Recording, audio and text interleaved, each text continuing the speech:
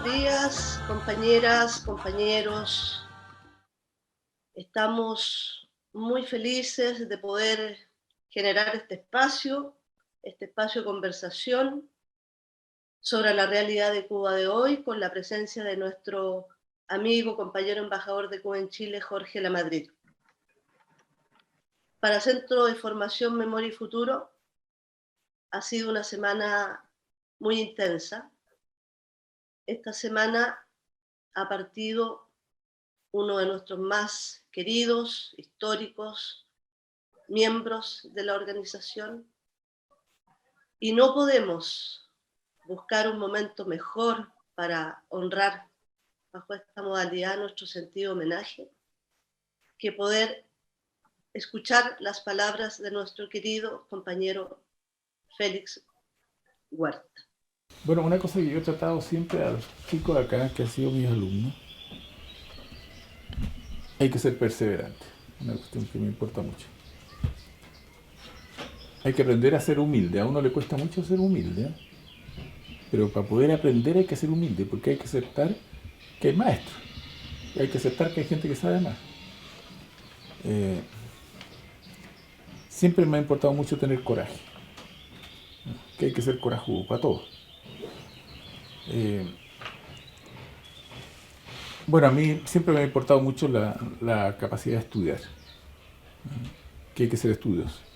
Y que el trabajo en que te metas tiene que hacerlo bien, que hay que ser dedicado a eso. Yo no entiendo a estos dirigentes estudiantiles que son estudiantes malos, digamos. No, eso está fuera de lo que yo considero el universo de un dirigente. El dirigente tiene que ser de los mejores, ¿ya? Y de los mejores en los estudios, en todo.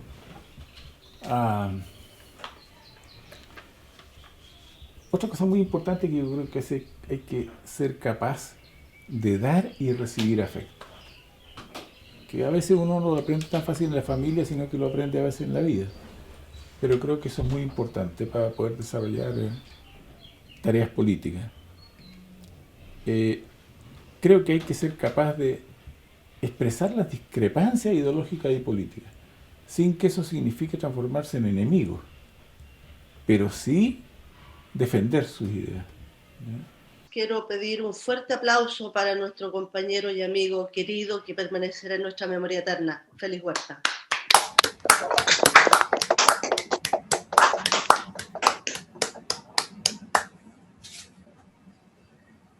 A continuación, señalaremos la modalidad de este encuentro. Le entregaremos la palabra a nuestro compañero embajador. Las preguntas que nosotros podamos ir realizando las vamos a canalizar a través del chat que va a llevar y que va a conducir nuestra querida compañera Tania Ponce, hija de Ezequiel Ponce.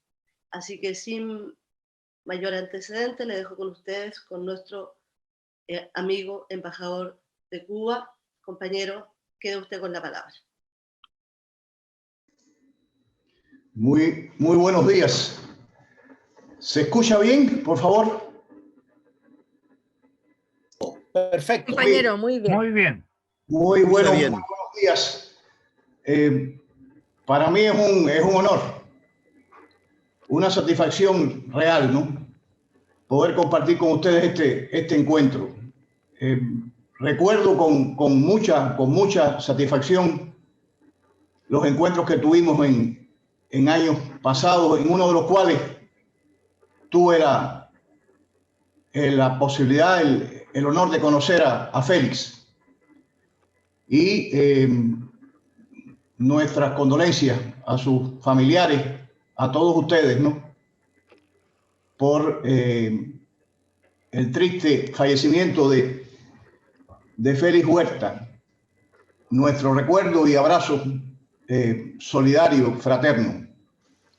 Impresionante el recorrido por la Rubén Darío, que tuve la posibilidad de conocer gracias a ustedes, ¿no? A la invitación de ese encuentro que tuvimos hace ya más de 2 años. Es una satisfacción revolucionaria, ¿no? Poder constatar la valía de ese compañero y de Memoria y Futuro del Centro de Formación. Les agradezco además la posibilidad de poder compartir con ustedes con esta variante, con esta alternativa, esta opción de la telemática, y lamentando en primer lugar las decenas de miles de víctimas, ¿no?, de fallecimientos por el embate de la pandemia, que realmente nos ha descolocado por su agresividad, por su letalidad, por habernos marcado la existencia, ¿no?, de toda la humanidad. Es una lección que debemos apurarnos, apresurarnos por interpretar para evitar que se repitan tragedias como esta. Es además una satisfacción poder intercambiar con ustedes acerca de ese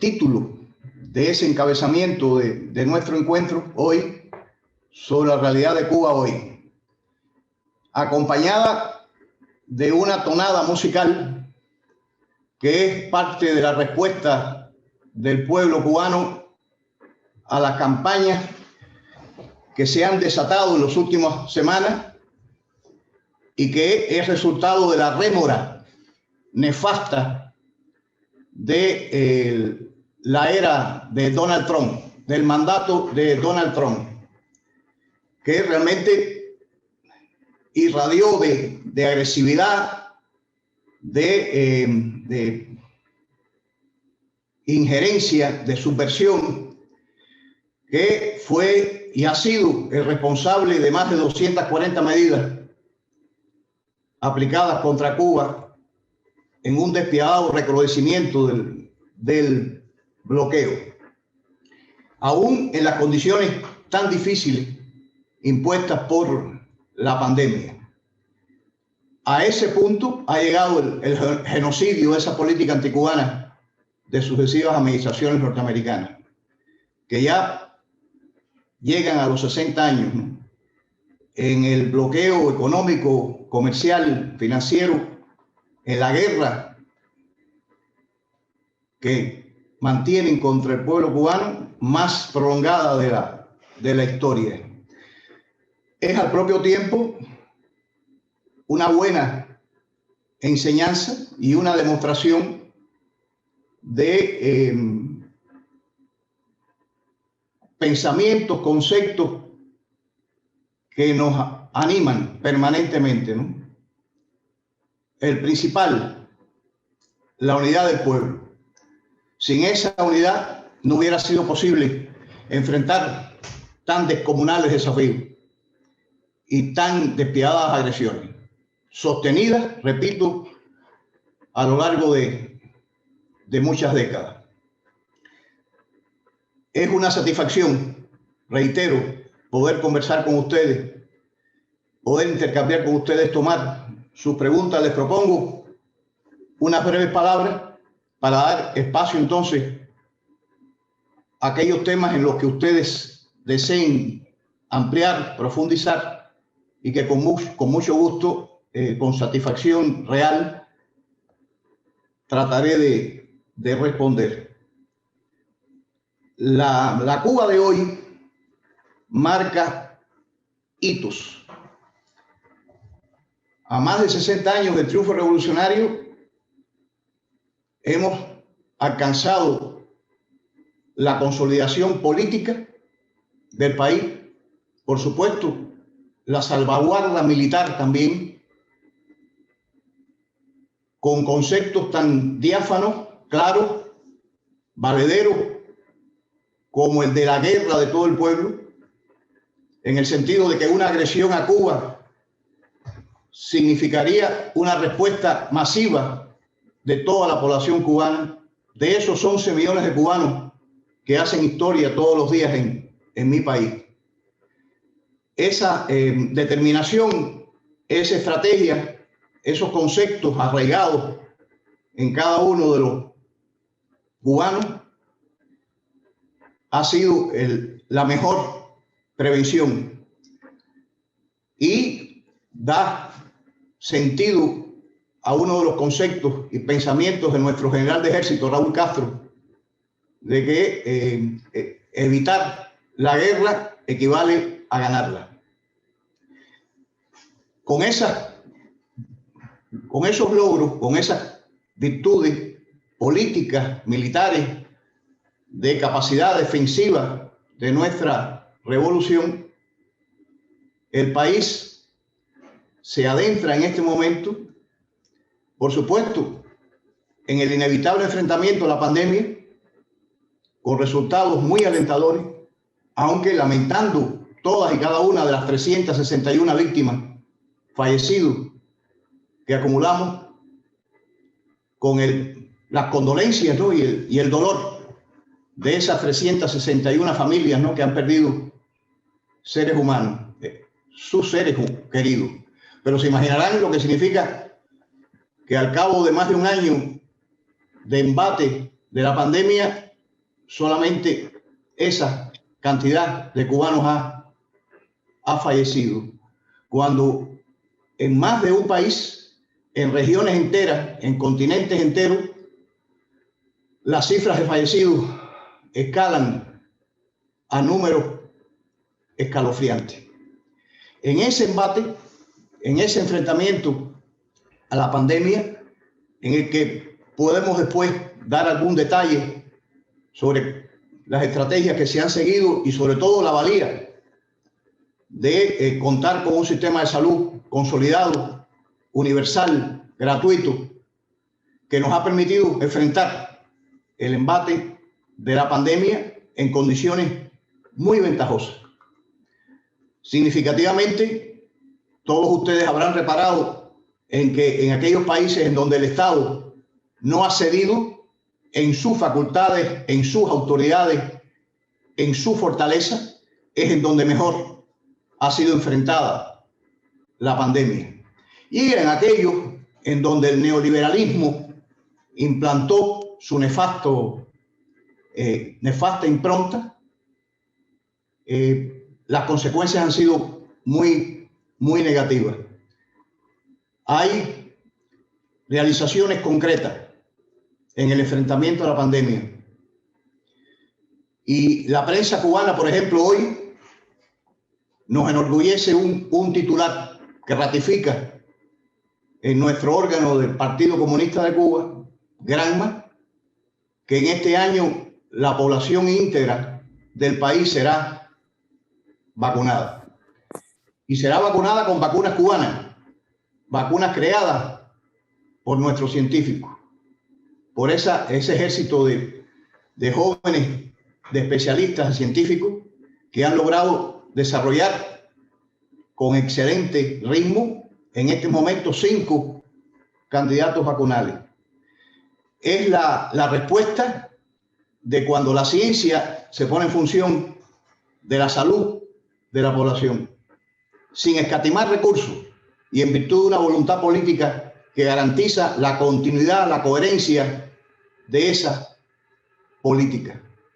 Por supuesto, repito, lamentamos enormemente las pérdidas de vidas humanas, pero al propio tiempo nos enorgullecemos de las altas tasas de sobrevivencia que mantiene el país, resultado, por supuesto, de esa cóctel, esa batería de medicamentos que se han puesto en función de enfrentar la pandemia. Y cuando en el resto del mundo la sobrevivencia de adultos mayores afectados por la pandemia, por el virus, apenas llegaba al 20 y tantos %, en Cuba sobrepasaba el 90%.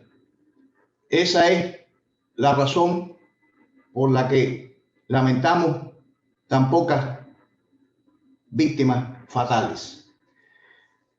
El esfuerzo que ha hecho el país para enfrentar la pandemia es descomunal y sigue haciéndolo en las condiciones, repito, más difíciles que uno puede imaginar, con un bloqueo recrudecido que nos ha complicado extraordinariamente la vida cotidiana de cada uno de los ciudadanos cubanos, que ha comprometido la capacidad del país para responder a una agresión tan peligrosa, tan letal como la de la pandemia, con medidas piratescas de intersección y prohibición y limitación, obstaculización de suministros de combustible para paralizar la economía, con medidas tan draconianas como las que se han implantado para dividir cruentamente a la familia cubana al prohibir los vuelos directos, la comunicación directa, que incluso afecta hasta la comunicación postal, afectada por esas medidas draconianas que incluyen la prohibición de las remesas familiares, que es uno de los elementos más representativos del mundo de hoy en el sentido de esas olas de migración que están presentes en todos los continentes, ¿no? Medidas tan brutales como la de prohibir que donaciones de medicamentos, de insumos médicos lleguen al país para enfrentar la pandemia. Y en ese punto específico, tomen nota ustedes, así lo hemos hecho nosotros, de esa determinación de sobreponernos a tan adversas medidas, tan adversas condiciones. Y ya, por ejemplo, en Cuba fabricamos nuestros propios respiradores artificiales. Ha sido una proeza en medio de tantas escaseces de recursos, de posibilidades reales de recibir financiamiento fresco, porque tenemos vedado el acceso a las fuentes de financiamiento externo, y en medio de esas condiciones, no obstante, hemos logrado los resultados que ya comienzan a materializarse en el enfrentamiento a la pandemia. Otra enseñanza importante que desearía compartir con ustedes, y es la razón por la que en estos momentos, a pesar de esa capacidad que tenemos en función de enfrentar la pandemia, tengamos en estos momentos varios cientos de nuevos casos diarios de contagios, y es directamente vinculado con la indisciplina social. Si en una sociedad organizada como la nuestra, con ese sistema de salud, como les expresé, consolidado, gratuito, universal, con un alcance real sobre toda la población, hacia toda la población, ocurren estos rebrotes de la pandemia, significan por una parte la agresividad del virus, sin duda, que no se puede soslayar en ningún momento, pero al propio tiempo la importancia de acatar las medidas que se dictan. Y, por supuesto, la coherencia y la claridad y la transparencia de las medidas que se dictan por las autoridades concernidas para enfrentar la pandemia. Es un ejemplo, repito, de las difíciles condiciones que ha impuesto la pandemia, y que es la razón de esas espeluznantes, dramáticas cifras de fallecidos en todo el mundo.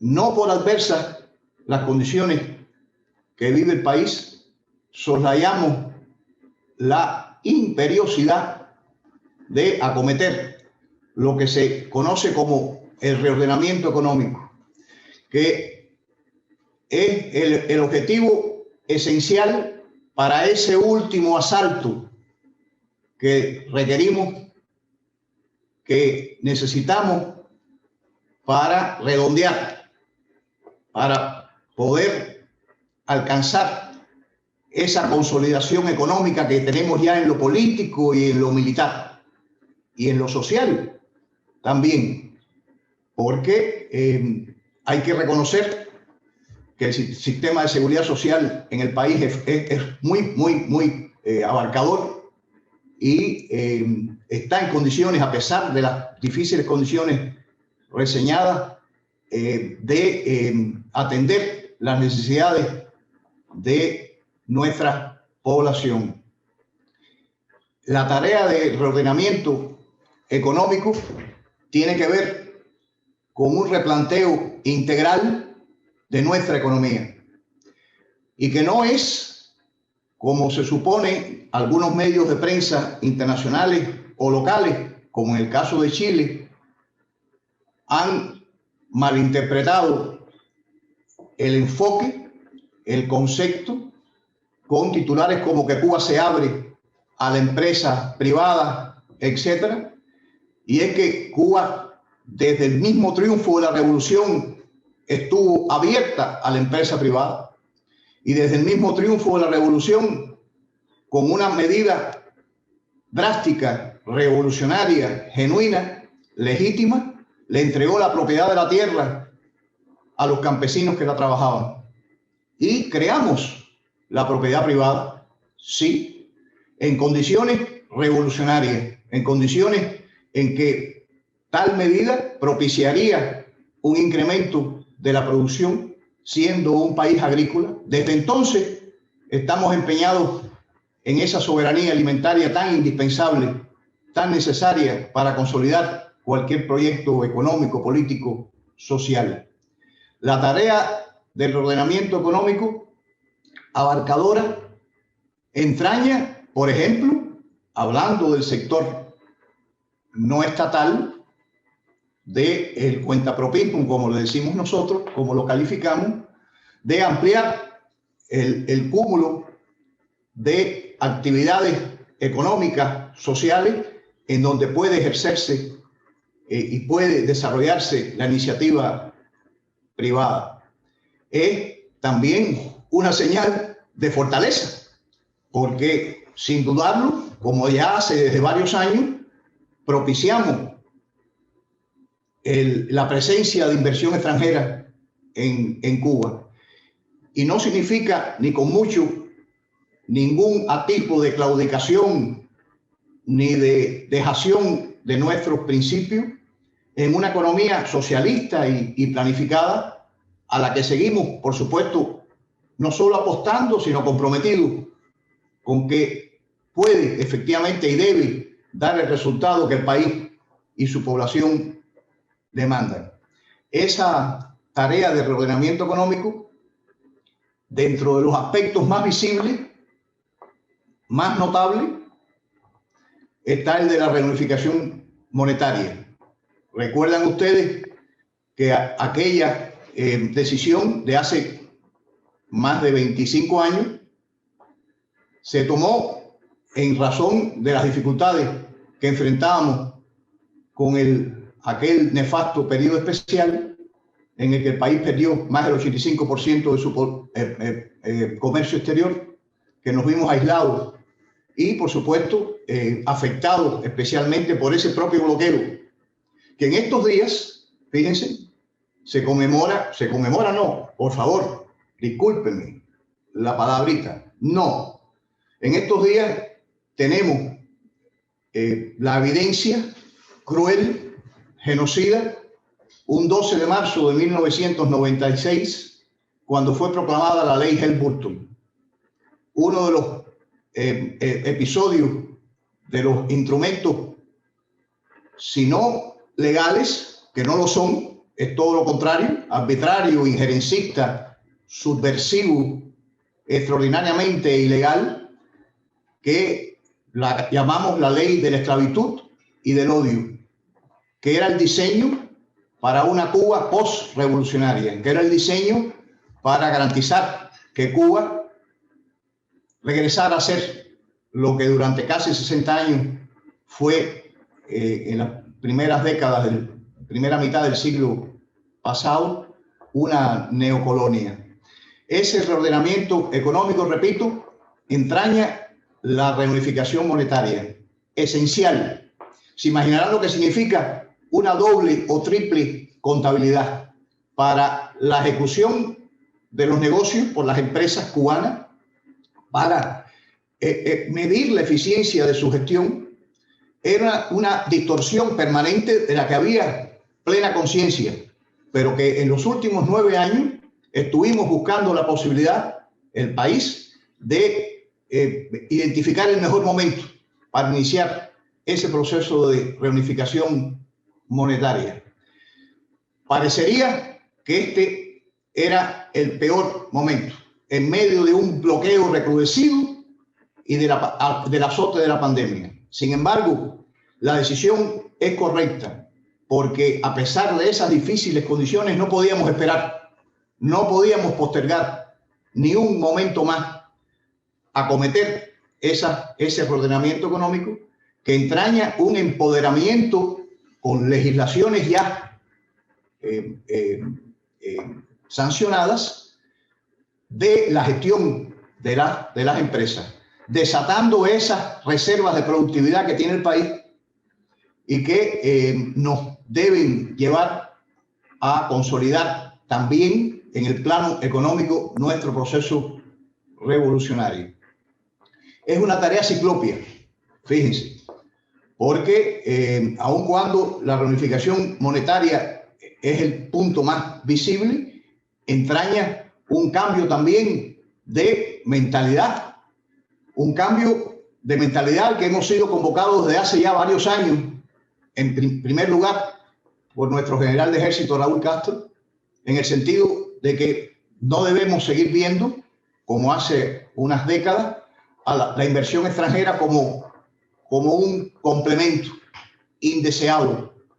Y no es así, porque esos recursos frescos son necesarios para alcanzar ritmos de crecimiento que propendan a la satisfacción de las necesidades de la población, a la consolidación de la economía nacional y incluso con más razón en las condiciones en que estamos, en donde nos siguen vedadas las fuentes de financiamiento por organizaciones internacionales.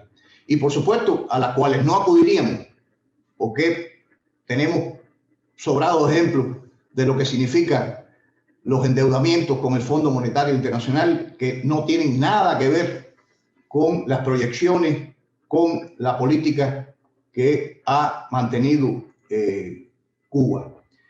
Esa tarea de reordenamiento económico nos llena de optimismo, porque es el camino adecuado. Y les preciso que no fue nada improvisado. Nos tomó años crear las condiciones con un grupo de más de 150 alineamientos para la política económica y social del Estado y del Partido Comunista de Cuba, que constituyeron la guía, y no tampoco de manera fortuita, sino adentrándonos en los conceptos, en la teoría de lo que nosotros buscamos, pretendemos con nuestro proyecto económico, político y social. Recuerden ustedes aquella frase de nuestro líder histórico Fidel Castro, cuando en un momento expresó claramente que un error cometido era el haber pensado que sabíamos que era el socialismo. O sea, está abierto el proceso.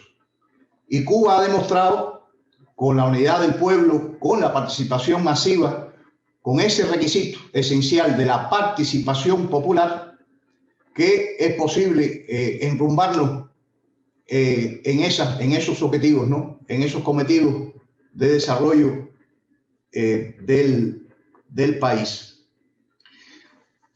Ustedes han visto en los últimos años, concretamente los años de la administración de Donald Trump, nefasto ejemplo de lo que nos espera cuando las sociedades se pliegan, cuando las sociedades se fracturan, cuando, que no políticos, cuando personajes nefastos asumen el poder, nada menos que de los Estados Unidos de América.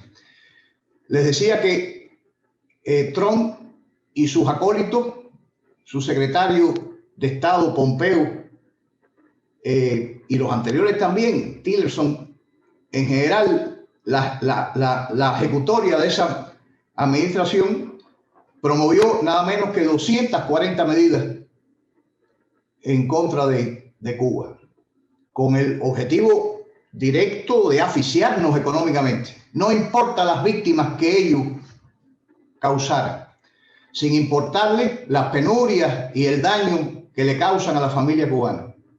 Más de 240 medidas, de las cuales ya reseñé algunas.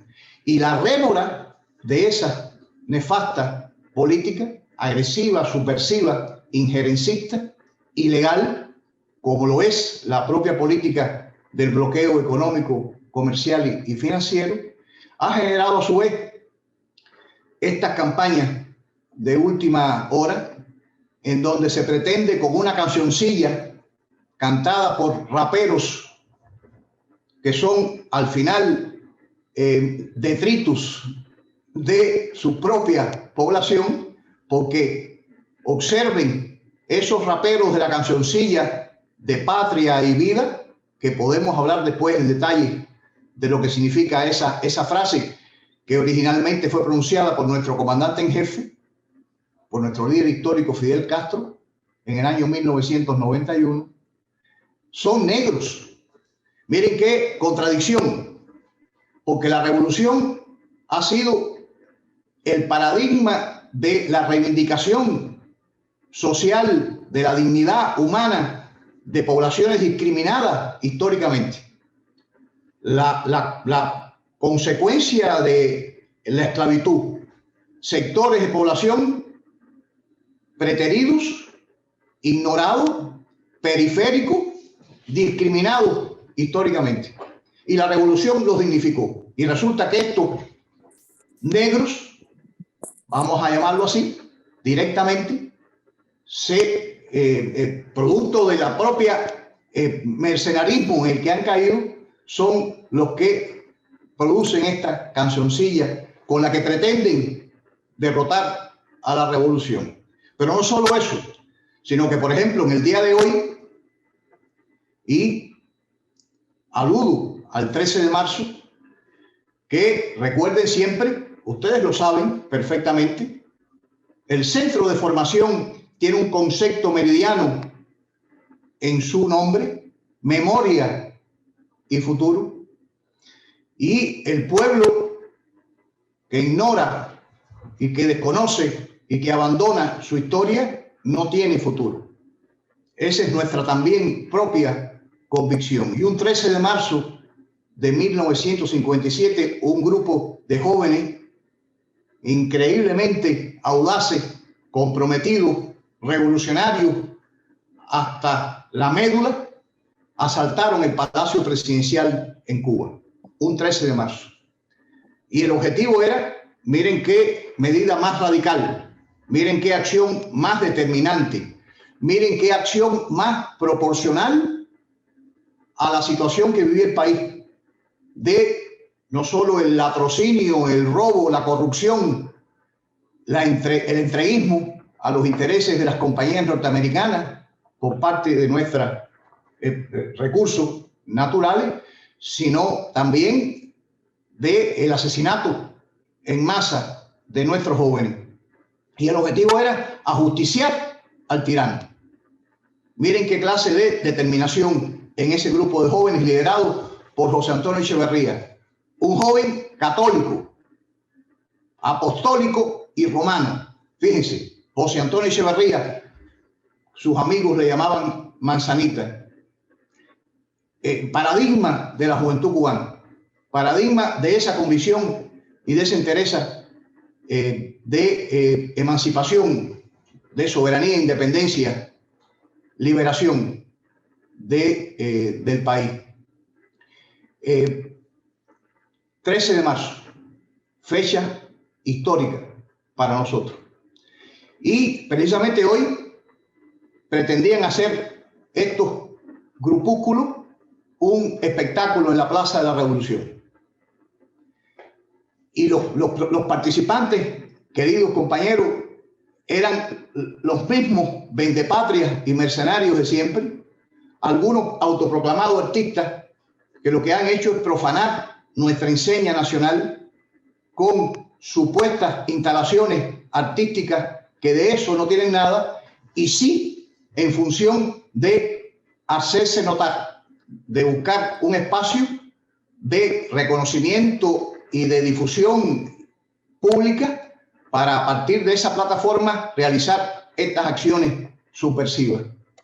Es parte del manual del golpe blando, que todos ustedes conocen perfectamente y que está puesto en marcha a partir, por supuesto, de esa política agresiva de sucesivas administraciones norteamericanas, porque es que de ahí es donde sale el dinero.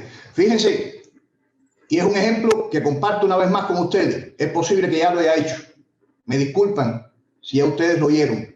Pero en el caso de Chile, recuerdan ustedes perfectamente en el año 2018, cómo, perdón, 2017, hubo acá un show mediático, porque Cuba negó la entrada de Mariana Elwin a Cuba, invitada a participar en la ceremonia, oigan eso, de otorgamiento del premio Osvaldo Payá. Osvaldo Payá era un mercenario cultivado que se dedicaba a recoger firmitas, etcétera, y que falleció en un accidente provocado por el cónsul de España en Cuba, y que quedó clarísimo, esa había sido la razón de su muerte. La hija, Rosa María Payá, recibida por las autoridades de este país de manera efusiva desde el año 2016 para acá, fíjense, pretendía montar ese show, y Cuba le negó la entrada a Cuba a Mariana Elwin. Eso fue en el 2017 y llevó show mediático.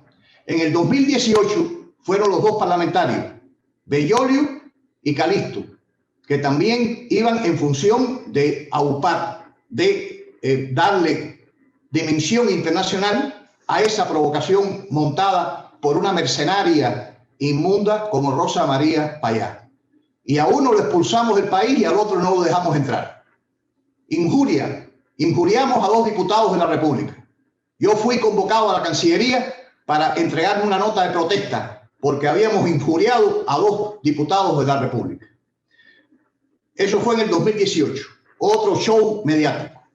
Yo suelo preguntarle a mis interlocutores, en el 2019, ¿saben ustedes a quién le entregaron o pretendían entregarle el premio Osvaldo Payá? Y es que ya no hubo show en el 2019, a pesar de que se lo entregaron nada menos que al presidente colombiano, a Duque. Pero ya no hubo show mediático, ya no hubo propaganda, ya no hubo esa dimensión que se busca permanentemente por parte de estos mercenarios y por supuesto, inspirados y financiados por gobiernos como el de Estados Unidos. La razón fue, compañeros, que se retiró el fondo y ya no se financió más por parte de estas organizaciones no gubernamentales, supuestas no gubernamentales, que canalizan el fondo de Estados Unidos.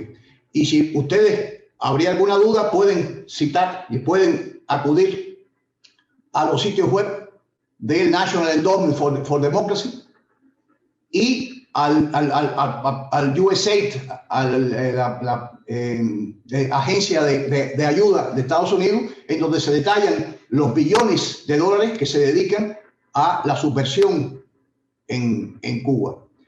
Es un ejemplo clásico de que la ruta del dinero, la manida ruta del dinero, es la que determina efectivamente la intensidad de estos hechos. Esa acción que pretendían realizar hoy, por supuesto, fue neutralizada.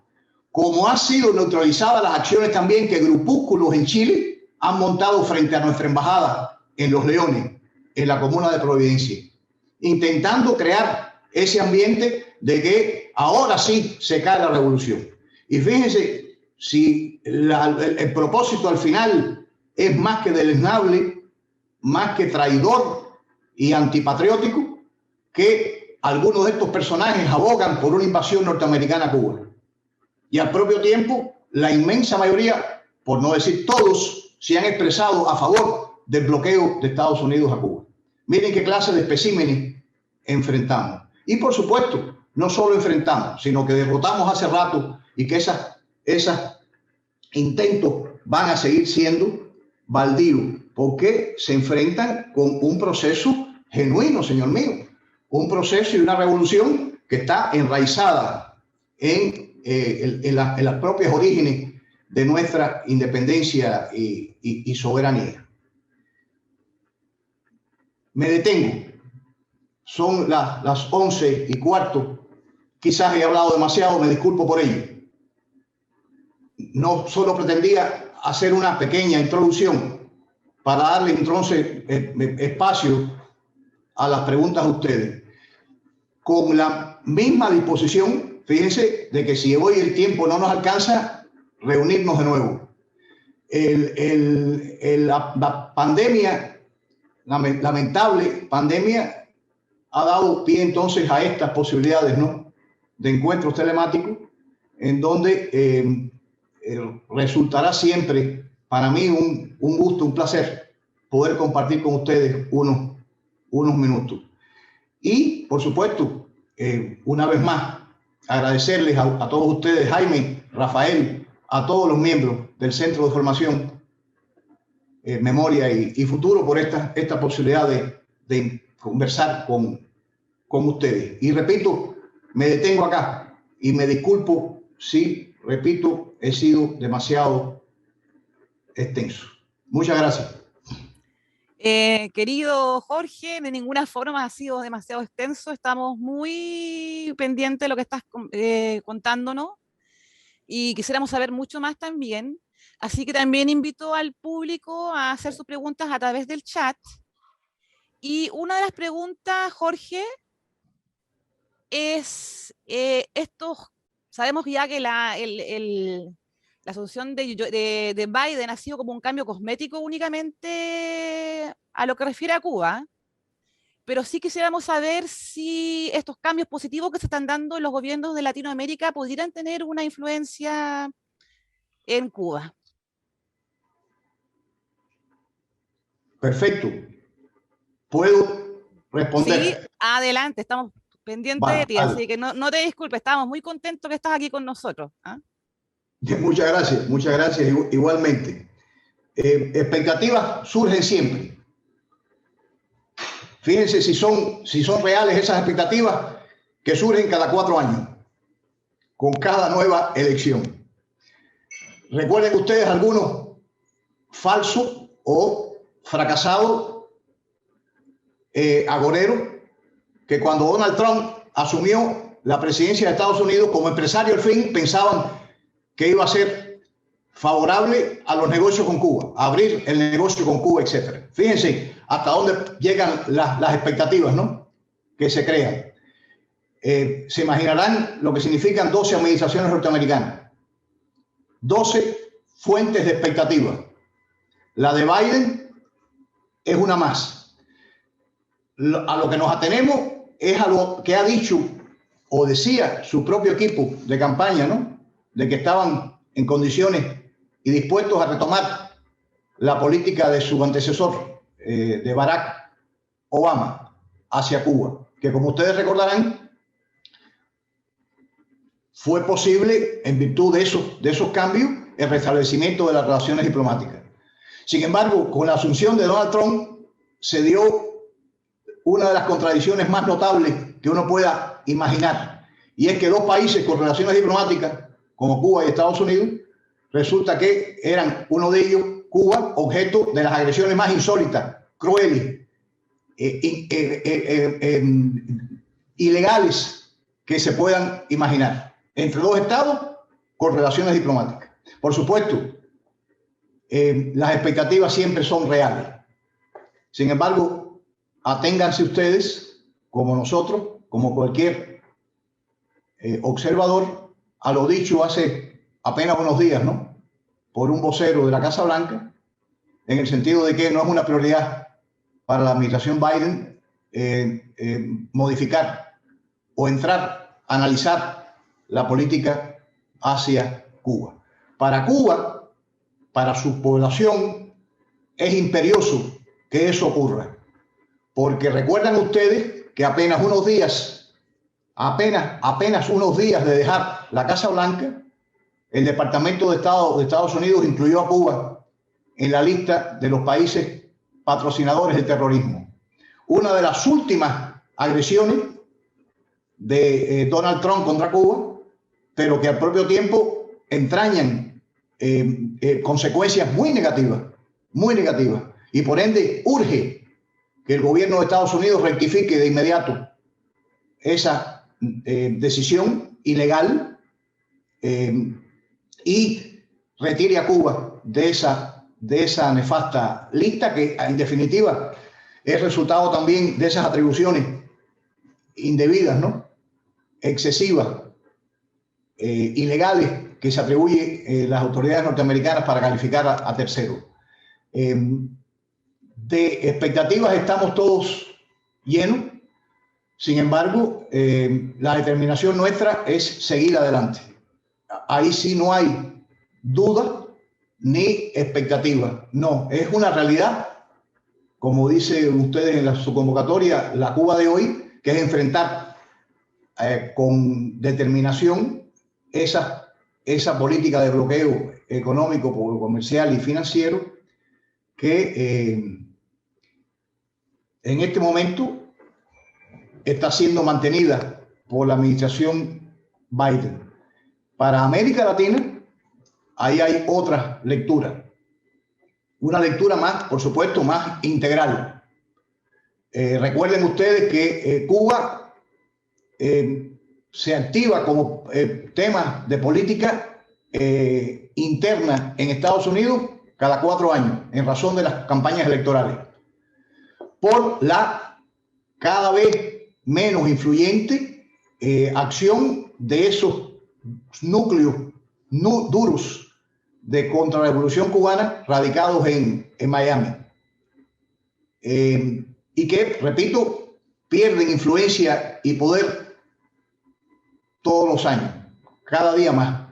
Sin embargo, todavía tienen, por ejemplo, los congresistas estadounidenses de origen cubano, que tienen todos una común distinción. Ninguno nació en Cuba y ninguno ha visitado Cuba nunca.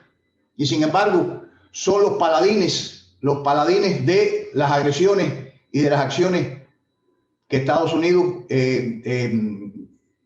ejercen contra Cuba, y con una capacidad de influencia real, por supuesto, en el Ejecutivo. América Latina también se ha considerado que no es una prioridad para Estados Unidos, salvo en lo que aquellos asuntos estratégicos de largo alcance tengan que ver. La influencia y la presencia china, por ejemplo, en nuestra Latinoamérica y Caribe.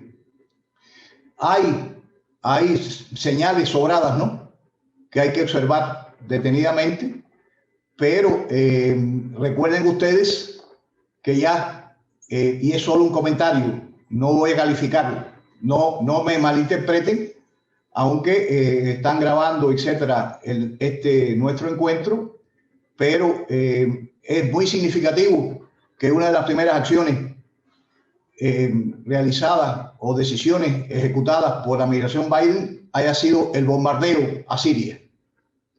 Me recuerda, no sé por qué, a Barack Obama cuando de visita en Noruega para recibir nada menos que el Premio Nobel de la Paz, otorgado por el Comité Nobel noruego, y que tenía como objetivo, eso es público, era atraer a un presidente norteamericano para que visitara el país, no importa bajo qué condiciones, y no importa que recién asumido como presidente de Estados Unidos le otorgaban el Premio Nobel de la Paz, y desde Oslo, la capital noruega, Barack Obama autorizó la invasión norteamericana a Afganistán. Recuerden ustedes, son señales, ¿no?, que uno percibe de la propia realidad que nos va circundando. Me detengo acá. Gracias. Gracias, Jorge. Tenemos varias preguntas relacionadas a lo que no has planteado. Una de las preguntas, ¿es posible construir socialismo en un sistema en que existe propiedad privada de los medios de producción? Si es así, ¿qué es lo que definiría el socialismo en el siglo XXI?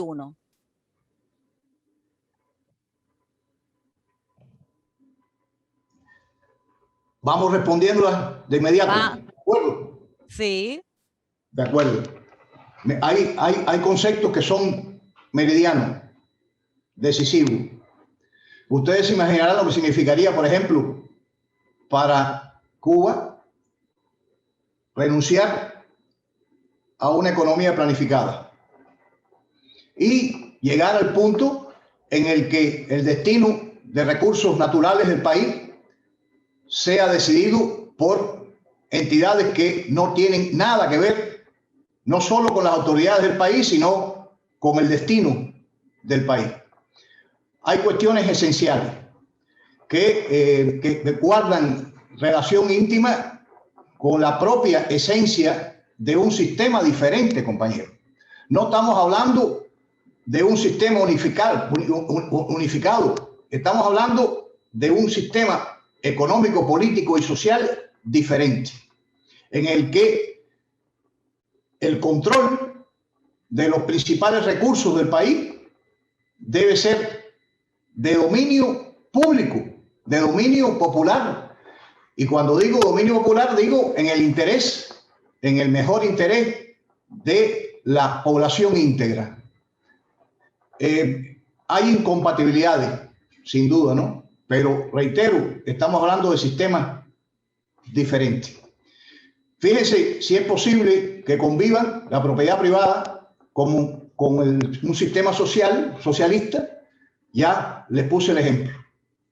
Nos acusaban de haber abolido la propiedad privada y nosotros la establecimos, pero en función de darle la tierra al campesino que la trabajaba. Y se la dimos en razón de las dos reformas agrarias que se desarrollaron en los principios de la Revolución, 59 y 60, le dimos la propiedad de la tierra a esos campesinos. No había contradicción, siempre y cuando el objetivo sea el bienestar común, el bienestar de la población, que es en definitiva el objetivo final de un sistema socialista, que es que nadie se quede desamparado, que nadie se quede marginado, lo cual es enorme en su dimensión, en su complejidad, pero que es uno de los principios que anima una sociedad socialista. Pero insisto, estamos hablando de sistemas políticos diferentes, que no tienen nada que ver con el capitalismo. Fíjense, para nosotros, el capitalismo dependiente, el capitalismo entreguista, el capitalismo subordinado, el capitalismo periférico, marcó generaciones completas en mi país por la pobreza, la desnutrición, la insalubridad, la dependencia, la falta de soberanía, voz propia, identidad. Entonces, para nosotros está claro que no hay vuelta atrás, por ejemplo. Eso está puesto, refrendado por la población misma en nuestras leyes y en nuestra Constitución. No están reñidos. Y repito, lo hemos demostrado, como lo estamos demostrando en estos momentos. Antes teníamos 120 y tantas actividades económicas y sociales abiertas a la propiedad privada, o sea, al cuentapropismo, al ejercicio de la actividad privada. 120 y tantas permitidas. Ahora invertimos los términos. Ahora son 120 y tantas las que están prohibidas. Vale decir, la educación. En Cuba, la educación no será nunca objeto de privatización. La salud, obvio, ni hablar. La salud pública, compañeros, no es una mercancía y no está diseñada para que el que tenga más recursos sea el que disfrute las mejores ventajas y opciones de una salud pública, en lo absoluto. Por supuesto, otros sectores sensibles, ¿no?, del país, pero fíjense que el resto está abierto a la inversión extranjera, a los negocios. Tenemos aprobada una ley de inversión extranjera que incluso posibilita, para estimular esa inversión, establecimientos de negocios con el 100% de control por parte del socio extranjero, por ejemplo, o con libertades de patriación, o sea, de disfrutar de los beneficios del negocio durante X años, o sea, facilidades y estímulos que tenemos para ello. Y por supuesto, siempre con los sectores estratégicos del país, de los recursos naturales en mano y en control estatal, que en definitiva, fíjense, y me adelanto a un tema que es más que manido, la democracia. Y se invoca la democracia miles de veces todos los días. Aquí, allá, acullá. Y fíjense bien, compañeros, la democracia tiene apellido. Hay una democracia burguesa, como hubo una democracia esclavista. O sea, la democracia no es a seca y no es una bandera en virtud de la cual todo lo demás se subordina. No, porque además la famosa democracia representativa lo que hace es engendrar desigualdades e inequidades. Y nosotros optamos por la democracia participativa socialista, en donde la población tiene una voz y en donde participan los ciudadanos en las principales decisiones que atañen al país. Me detengo ahí. Me dicen si hay satisfacción, por favor, y volvemos entonces sobre los temas. Gracias. Son infinitos los saludos que mandan acá. Hay mucha satisfacción, estimado Jorge. Hay otra consulta más. ¿Cuál es la política de China respecto del bloqueo de Estados Unidos a la Revolución Cubana? O sea, me referiste a China, la República Popular China. La República China, sí. Te puedo decir que la posición de la República Popular China respecto al bloqueo es la misma que han adoptado 189 naciones en el mundo, de acuerdo con la última votación. Recuerden ustedes que hace ya un cuarto de siglo, 26 años, la política de bloqueo económico, comercial y financiero de Estados Unidos a Cuba es sometida a un escrutinio, a un análisis en la Asamblea General de Naciones Unidas. Y desde el año 1991, esa política ha sido condenada. En esos primeros años, por una porción importante de naciones. Con el devenir de los años, como es el caso ahora, con la inmensa mayoría de la comunidad internacional condenando esa política. Esa es la posición de China, junto con, repito, la inmensa mayoría de las naciones del mundo. Vale decir, en esta última votación del año 2019, en el 2020 fue pospuesto el debate, como otros tantos temas, como consecuencia de la pandemia.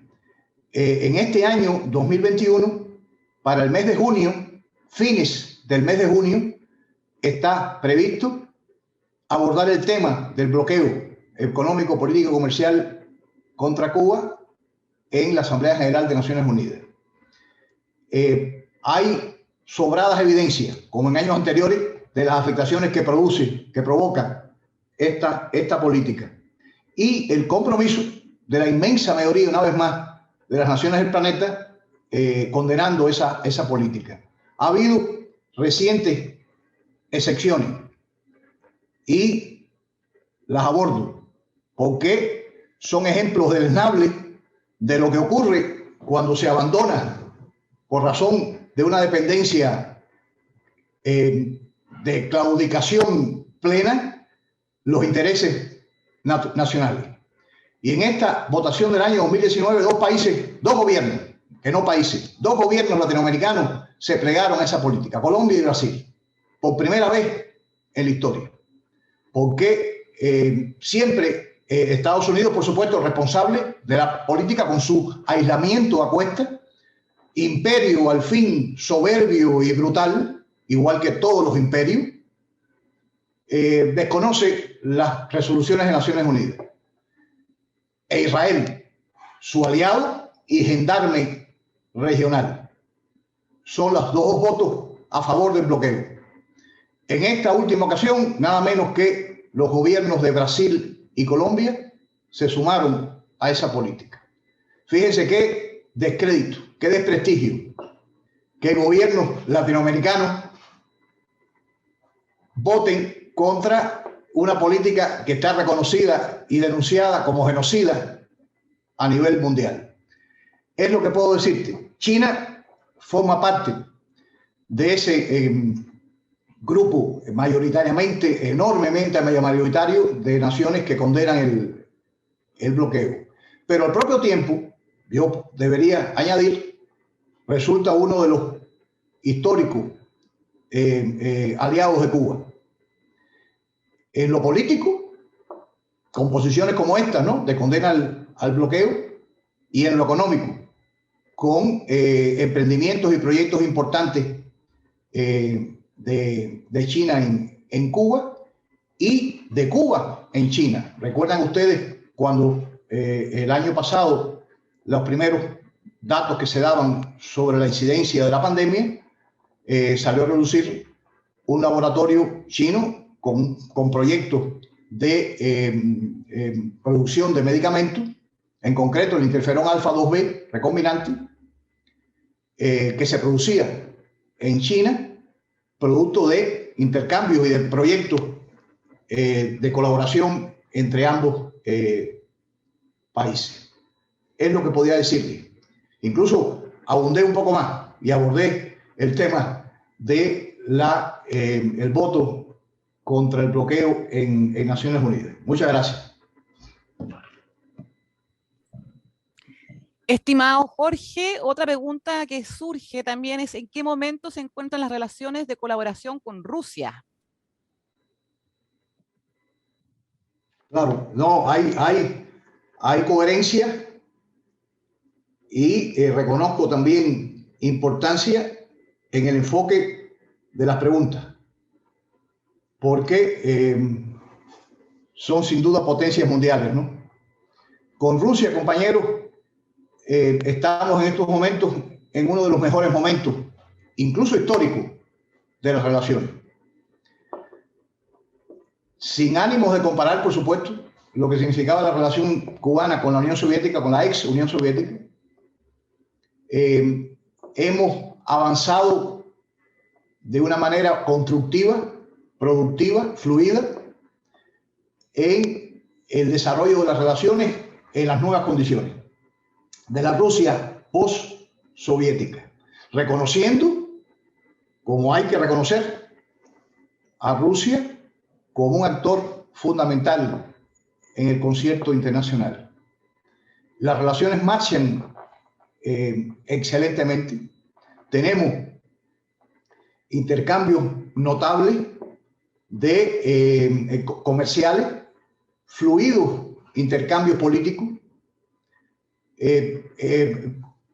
organizaciones de seguimiento anual, análisis y seguimiento anual de nuestras relaciones económico-comerciales, de nuestros vínculos políticos, y puedo decirles que, como les reitero, las relaciones de Cuba y Rusia están en estos momentos en uno de sus mejores momentos históricos.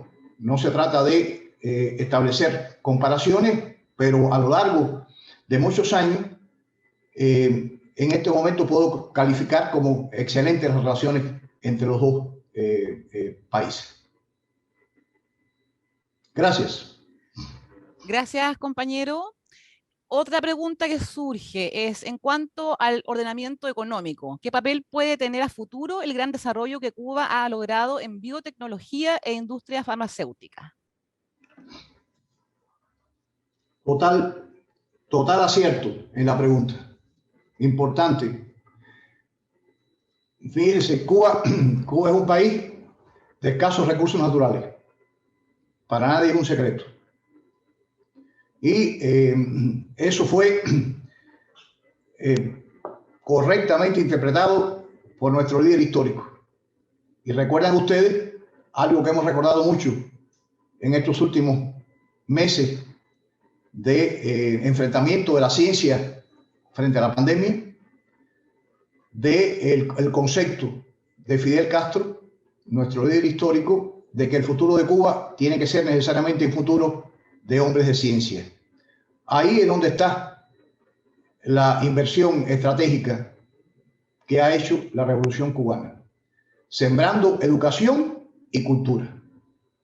Y lo hemos conversado en otras ocasiones sin duda, ¿no? Son principios martianos. José Martí organizó la guerra necesaria, la guerra por la independencia de Cuba, desde la cultura, en lo absoluto, desde la cultura y desde la unidad, con el Partido Revolucionario Cubano, un único partido, cuyos afiliados tenían como divisa la independencia del país.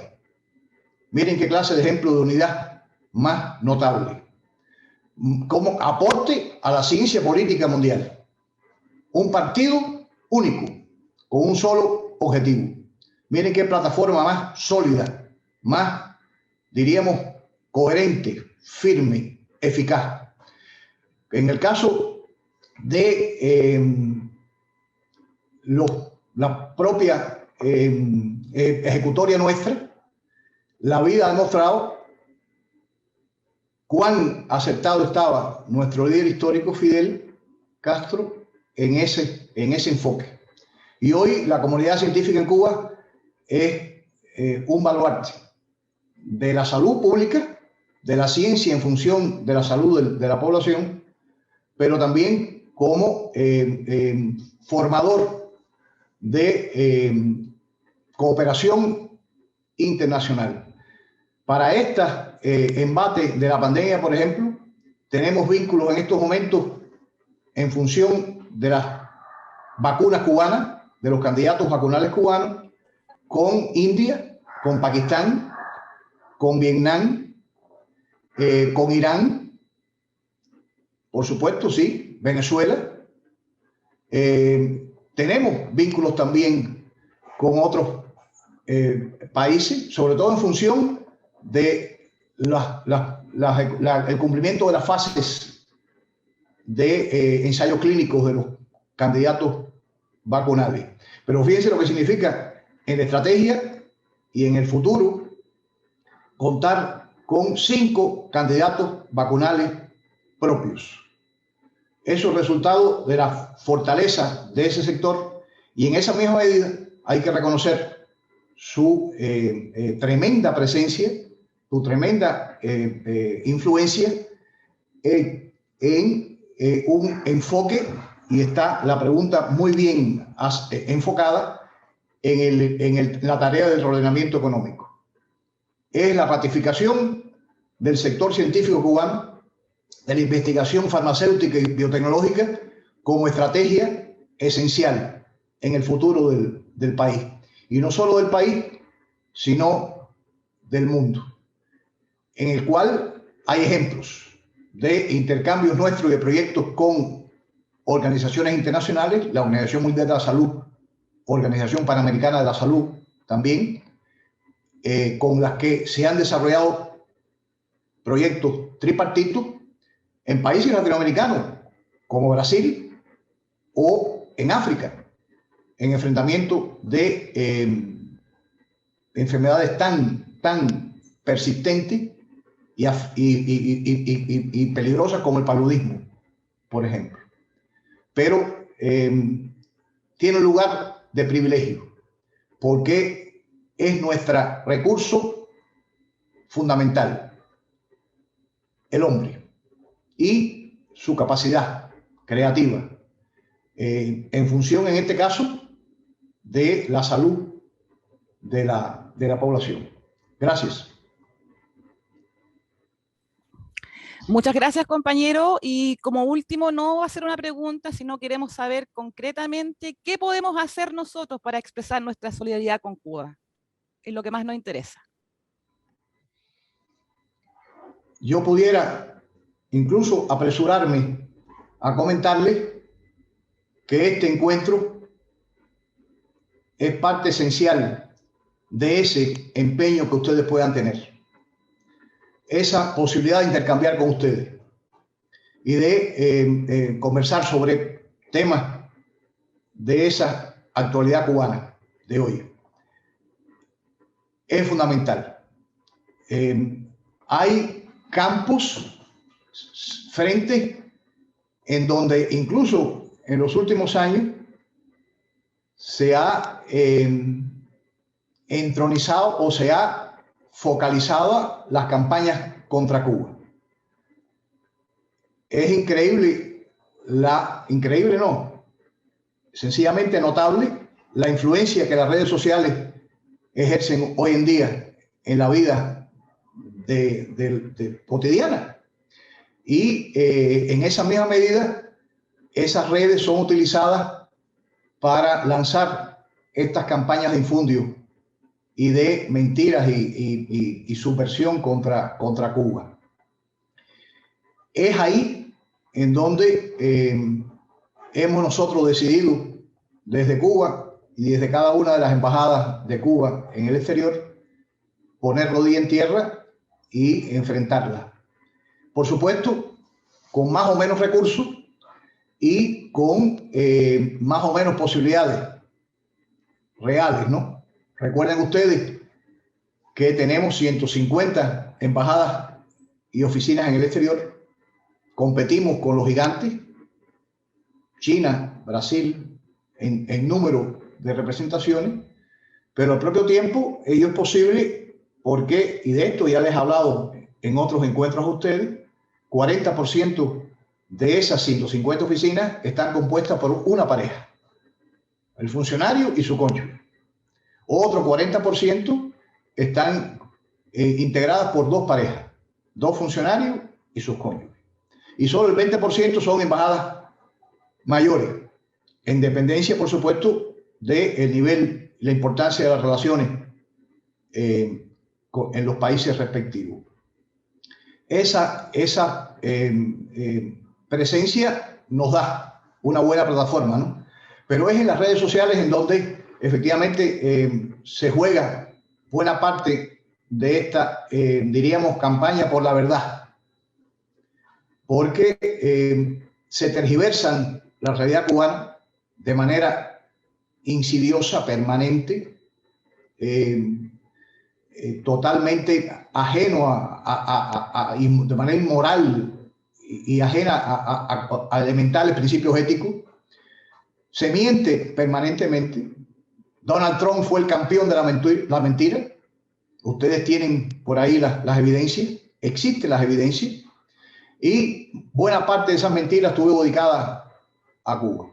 Por ejemplo, de las más deleznables, la campaña contra la colaboración médica internacional de Cuba y de calificar a nuestros médicos como esclavizados y de acusarnos a Cuba de trata de personas. Es de las acciones más deleznables, vergonzosas que uno puede imaginarse. Y sin embargo, la desplegaron con fuerza, incluso llegando a amenazar a países que han recibido o estaban en vías de recibir ayuda médica cubana. La realidad ha sido otra, y esa campaña nos ha costado un precio, fíjense, en términos de manipulación a nivel de las redes sociales y de otros organismos, como presiones, por ejemplo, sobre la Organización Panamericana de la Salud para que se pronuncie contra la cooperación médica que Cuba desarrollaba en Brasil, que como ustedes recuerdan, los más de 8.000 médicos cubanos que trabajaban en lugares inaccesibles, inhóspitos, prohibidos, fíjense, o preteridos por otros médicos y fueron expulsados por este gobernante brasileño. Ahí se montó Estados Unidos también para intentar estigmatizar y, sin embargo, la realidad ha sido, ustedes han visto, que en el enfrentamiento a la pandemia, Cuba ha estado presente a través de 56 brigadas médicas en 40 países. Miren a ver, 40 países que desoyeron, sencillamente ignoraron. En el Caribe hubo mandatarios y organizaciones caribeñas que se pronunciaron y escribieron a Donald Trump y a Mike Pompeo, el ex secretario de Estado, denunciando y rechazando las amenazas. 40 países que recibieron ayuda médica cubana, 56 brigadas. Esos son más de 5.000 médicos, nada más en el enfrentamiento a la pandemia. Sin contar los 59.000 que prestan servicio en 29.000, de 29 a 30.000 en 56 países. Ya como brigadas médicas incluidas, ¿no? Ejecutando servicios a la población en esos países. A eso se dedica Cuba. El enfrentamiento a esas campañas es fundamental, compañeros. Es fundamental. Y para ello contamos con las personas de bien. Y el Centro de Formación, Memoria y Futuro está integrado por, sin duda, personas de bien. Que para nosotros es obvio, es evidente el prestigio de esta organización y de sus miembros. Ese sería el punto. Hay otros aspectos. Por ejemplo, el movimiento de solidaridad con Cuba en Chile acaba de celebrar el pasado mes de noviembre su 26 encuentro nacional. Más de un cuarto de siglo celebrando estos encuentros anuales. En este caso no pudo ser en el 2020, producto de la pandemia, se celebró, perdón, en el 19 no pudo ser, estaba planificado para noviembre del 19 y se realizó en noviembre del 20 vía telemática también. Eso entrañó retos importantes, pero fíjense que el movimiento está presente en todo Chile. Son decenas de colectivos con miles de miembros que manifiestan y, por ejemplo, para ponerles un caso, cada día 17 de cada mes celebran, ejecutan, realizan acciones contra el bloqueo de Estados Unidos. Hay un grupo continental de solidaridad con Cuba que también tiene grupos accesos a grupos de WhatsApp, etcétera, en donde también se concilian y comparten actividades ya continentales, de carácter continental, con la presencia, gracias a la vía telemática de representantes de diversos países de la región. Son hechos que realmente, por ejemplo, para este 17 de marzo, están organizando una caravana que le dé la vuelta a alguna parte de Santiago. Desconozco los detalles, son ellos los que están organizándola de repulsa y de rechazo y de condena al bloqueo, para poner un caso. Como también han entregado misivas al respecto, dirigidas a Biden, ahora con la nueva administración, en la Embajada de Estados Unidos acá, en Santiago de Chile. Son diversas posibilidades en donde reconocemos, fíjense, se los digo con toda franqueza, reconocemos el aporte que a la verdad, fíjense, solamente eso, a la verdad, con divisas tan sencillas, pero tan profundas y significativas como la decencia. O sea, la decencia es La decencia humana es proporcional a la verdad y al apego a la verdad y a rechazar infundios que nada tienen que ver con la realidad que vive el pueblo cubano. Les ponía el dato de los congresistas cubanoamericanos, congresistas norteamericanos de origen cubano. Ahí hay senadores y hay representantes. Ninguno de ellos nació en Cuba y ninguno conoce Cuba. Y sin embargo son instrumentales a esa industria del anticubanismo que tanta plata, tantos recursos le ha generado a algunos en algunos lugares de Florida y de Estados Unidos. Me refiero a Miami, New Jersey, en donde hay núcleos fuertes, ¿no? Venidos a menos, pierden influencia todos los días de esa industria del anticubanismo, de la cual son también parte estas campañas que hemos reseñado de los últimos días, el movimiento de San Isidro, por ejemplo, y tomo unos minutos más, son casi ya mediodía, para contarles que este movimiento de San Isidro, no por gusto, pergeñado más o menos desde hace un par de años, pero sin visibilidad, ahora retoma, o adquiere cierta visibilidad, resultado, como les decía al principio, de la rémora de las acciones anticubanas, de la política anticubana de la administración Trump, y pretendió erigirse como juez de insatisfacciones y errores en la política cultural cubana. Y no por gusto atacan en ese sector, porque cultura es identidad. Y la cultura cubana es parte sustancial del proceso revolucionario. Y debilitarla es un objetivo de esas estrategias del golpe blando, sin duda. Esta campaña de San Isidro encontró acá un eco. El Mercurio, diario El Mercurio, por primera vez me publicó una carta. Era la cuarta que le mandaba y le dije, entre otras cosas en la carta, que la libertad de expresión para ellos tenía un significado muy particular, porque desconocían la opinión del embajador de Cuba acá. Me publicaron la carta. Y en la carta yo decía que el movimiento de San Isidro no es tal, no es ni movimiento, ni mucho menos, es una campaña organizada y financiada desde el exterior y que estaba condenada al fracaso y que ya, de hecho, había fracasado. No obstante, tuvo una respuesta de un escultor chileno en una expresión, con expresiones no, respetuosas, diríamos, pero reclamando libertad de creación y libertad de expresión para los artistas cubanos. Desubicación total, porque no hay nada más libre y diáfano que la manifestación cultural cubana. Empezando porque la población está educada, no hay analfabetismo, hay posibilidades de discernir realmente de qué estamos hablando cuando se habla de libertad de expresión y de libertad de creación.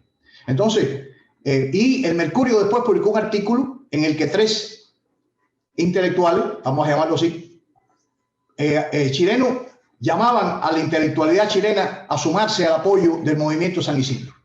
Mire qué clase de despiste. Uno de ellos era este escultor, otro que fue director, presidente del Colegio de Arquitectos, y un tercero que menciono por el nombre. A estos dos primeros me sentí en su momento dispuesto a conversar con ellos y a decirles cuán alejados estaban de la realidad, de lo que significaba el movimiento San Isidro, que no era tal, repito. Y el tercero es Jorge Edward, que lo conocemos perfectamente y que duró 3 meses en Cuba como embajador chileno, porque fue expulsado de Cuba por su injerencia y su atrevimiento y su indecencia. Ahí, por eso traigo a colación el punto, porque la decencia es directamente proporcional al apego a la verdad. Bueno, ese llamado a la intelectualidad chilena quedó en cero. Yo no he visto nada más al respecto. Y es que el movimiento San Isidro sencillamente no es movimiento y es una campaña alevosa contra la revolución cubana y contra su pueblo. Entonces, para poner un ejemplo, de lo que significa la decencia en estos tiempos de controversias, de crisis mundiales, de pandemia y la decencia, estimados compañeros, es divisa de los revolucionarios cubanos. Es divisa de nuestra herencia patriótica revolucionaria y que practicamos todos los días con total apego a la verdad y, por supuesto, comprometidos con nuestra obra política, económica y social, en beneficio de la gente. El fin último de todo lo que podamos hacer. Les agradezco muchísimo el encuentro. Son las 12 del día. Son hora y media. Un abrazo fraterno a los compañeros que hace tiempo que no veíamos y que gracias a esta opción, a esta alternativa, hemos podido conversar hoy. Estoy a disposición de ustedes para abordar algún tema específico de alguna de las preguntas, por ejemplo, o para conversar sobre otros temas que pudieran ser del interés de ustedes. Por ejemplo, este evento de junio próximo, en el que se debatirá una vez más en la Asamblea General de Naciones Unidas la condena al bloqueo de Estados Unidos, o algún otro tema en donde, por supuesto, podamos y debamos pronunciarnos. Les agradezco muchísimo esa presencia, que es parte de la respuesta a la pregunta: ¿qué pueden hacer? Esta es una excelente oportunidad de poder intercambiar con ustedes esta actualidad y estas realidades, ¿no?, de Cuba. Por supuesto, nunca estaría de más una respuesta a ese artículo de Jorge Edward y de los otros dos, poniendo al movimiento de San Isidro como el non plus ultra. Recuerden ustedes las primaveras árabes. Las primaveras árabes sentaron cátedra. De eso se trata, de esos golpes blandos que utilizan profusamente las redes sociales, que se movilizan a través de las redes sociales y que crean esos estados de inseguridad en los países, ¿no?, como preámbulo para ejecutar o parte de la ejecución de los golpes blandos. Esta participación, repito, compañeros, es parte de esa, y que les agradecemos muchísimo poder haber intercambiado con ustedes hoy. Si hubiera alguna insatisfacción, me la hacen saber, por favor. Estamos abiertos. Los correos electrónicos, WhatsApp, también estamos comunicados. Y la perspectiva de podernos encontrar en otro momento. También estoy a su disposición. Un abrazo y muchas gracias. Muchas gracias a ti, compañero.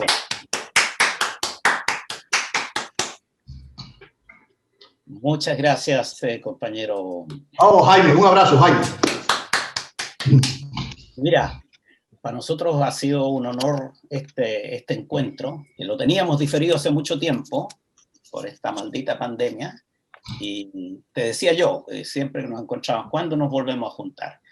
Aquí nos hemos juntado y te agradecemos, compañero, como embajador de la República Hermana de Cuba, tu disposición, tu claridad, tu fraternidad, y una cuestión que nos recuerda lo que nos enseñó Fidel en noviembre de 1971 al despedirse de nosotros, que toda la política de la izquierda debía basarse en la moral, en la razón y en la verdad. Y lo repetía muchas veces: con la moral, con la moral, con la moral, con la razón, con la razón, con la razón, con la verdad, con la verdad, con la verdad. Compañero, nosotros, esa es nuestra base, la memoria y sobre todo el futuro. Yo invito a los compañeros y compañeras que, desde luego, agradezco mucho la presencia de todos y cada uno de ustedes. Acá hay dirigentes sociales muy importantes, muy significativos. Hay dirigentes de organismos de derechos humanos, como la Comisión Chilena de Derechos Humanos. Hay un organismo de distintas organizaciones, representantes de distintas organizaciones internacionalistas, como la Martí de Concepción. Hay compañeros de Punta Arenas, de Valparaíso, de Talca, de distintas regiones. Y eso nos llena de felicidad porque Santiago no es Chile, ¿ah? Y gracias a esto que tú llamas telemática, nos podemos comunicar, ¿ah? Dentro de tanta desgracia ha venido esta positiva posibilidad. Nos despedimos, les agradecemos a todos y cada uno de ustedes, a los intelectuales, los artistas que nos han acompañado, numerosos historiadores, prestigiosos historiadores, y yo sí quiero decir que se me ha criticado una omisión en nuestros muy merecidos homenajes a Félix Huerta Corbalán, un internacionalista y un revolucionario consecuente. Hemos omitido el nombre de Beatriz Tati Allende, que jugó un rol central en todo el proceso revolucionario chileno y muy especialmente en el afecto que le tenía a Félix. Ella fue la que le instó a seguir viviendo y a seguir luchando en Cuba después de su accidente. Ella fue la que lo trajo a Chile. Ella fue la que lo incorporó al CENOP, que le dio sentido a su vida, ese tremendo cerebro en un cuerpo muerto. Hasta la victoria siempre, compañeros. Cuba en el corazón. Venceremos 1000 veces.